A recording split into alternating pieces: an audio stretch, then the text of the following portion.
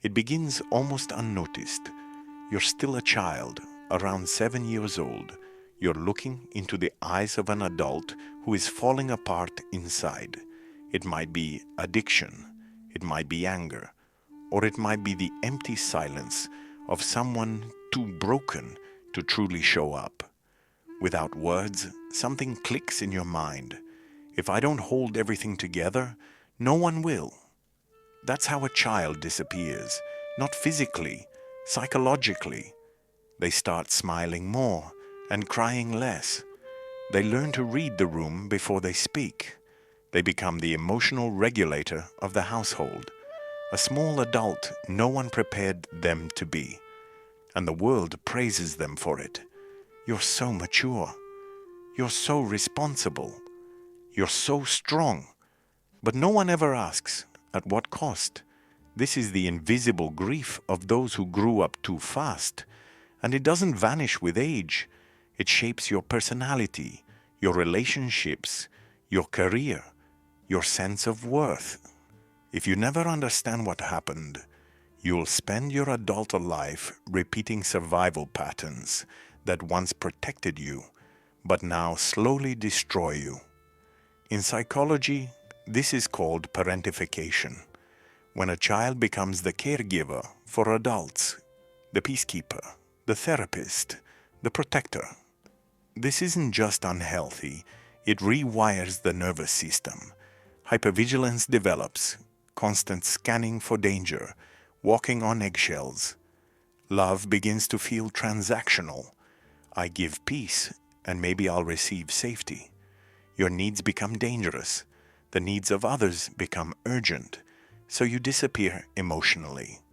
And in your place grows a high-functioning version of you, reliable, strong, convenient. The mask fits so well that even you forget it's a mask, but something inside still hurts. Because the inner child you buried never died. They're still there, asking silently, why didn't anyone protect me? As you grow older, the symptoms change. Hyper-independence, an inability to ask for help, fear of closeness, emotional numbness during joyful moments, the belief that rest must be earned, constant productivity as the only way to feel worthy. The most dangerous part is this: you may not even realize you're still in survival mode. When chaos was normal in childhood, calm feels suspicious. Love feels like a debt that will eventually need to be repaid. Why would a child ever take on this role? Because children will abandon themselves for attachment. This isn't a choice, it's instinct. In the absence of safety, a child sacrifices authenticity for belonging. That isn't weakness, that's survival. But here's the tragedy. What saved you then becomes your prison now. So many of us grow into high-functioning adults with deeply neglected inner children, pulling the strings from the shadows. We achieve to earn love. We stay silent to avoid abandonment.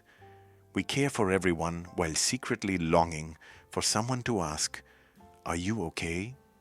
Healing doesn't begin with fixing. It begins with witnessing. Until you acknowledge what happened, you'll keep minimizing your pain. It wasn't that bad. Others had it worse. I turned out fine. But fine is just another mask. You grow into someone who never feels safe, even in calm spaces. Someone who flinches at softness.